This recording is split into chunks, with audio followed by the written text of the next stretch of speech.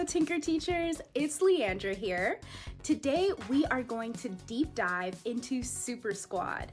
We are going to take a look at more advanced coding techniques, such as loops, conditionals, and a combination of both loops and conditionals. Are you ready? Let's get started. All right, let's jump right into Super Squad. First things first, I'm going to create my character, and I really like the look of my character so far, but as you can see, we have a lot of options to choose from.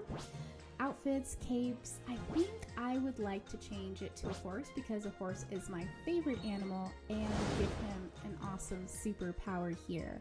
Now that I've created my character, it is off to see what my mission is. I'm really excited. Let's listen in. Good work, hero. You've come far with your training. Now, Master Shellshock is sending you on your first solo mission. Thieves recently robbed the Animatropolis City Bank. Your task is to locate and retrieve the stolen money. That bag of cash is the bank's property. Retrieve it so you can return it to the bank safely. And of course, what I love about Tinker is they're not going to throw our kiddos in the deep end too quickly. We're going to start off nice and easy with something that we are familiar with. Yay! My hero got the cash, and we are off to the next set.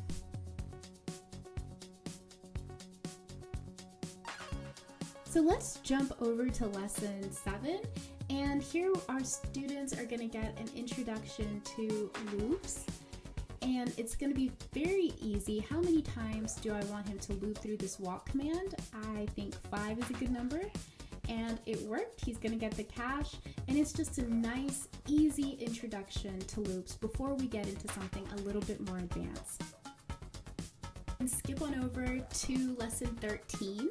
After a while of coding, they get extra practice and they're introduced to a while loop. And a while loop is when we don't know the number of repetitions that we have to make. And here he gets to go until he gets to his cash. So this is a great example. Let's continue to lesson 17 here, where we have a while loop and a conditional. It's more like a do until loop. And along the way, he's going to have to fight off the villain in order to be successful. So we're adding extra code like a superpower here. And so we have a loop with a conditional, and our code is getting a little bit more and more complicated, but still it's reasonable and our students can complete it. Now let's take a look at lesson 23.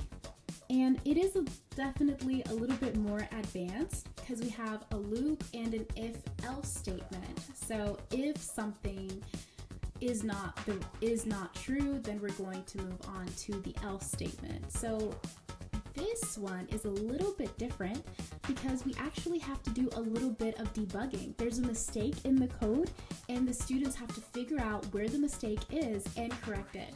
This is such a great introduction to real-world coding. Not only the logic, but also something that developers do every single day, which is debugging. And here goes our hero, headed straight towards the cash. Fantastic. And now let's go to one final lesson here, lesson number 24, just to take a look at what we can do here. And it got a little bit more complicated because we have a loop and if-else statement. And we add the code here. And let's see what happens. So there's more commands that our hero has to use in order to get through the cache, and there's more decision making that our students will have to make. Awesome. It's just a lot of fun, and they get introduced to so many amazing coding concepts with Super Squad. Thank you so much for joining us today. We had a great time deep diving into Super Squad. We learned a lot and had fun as well. Please share the love and tweet us out. Until next time.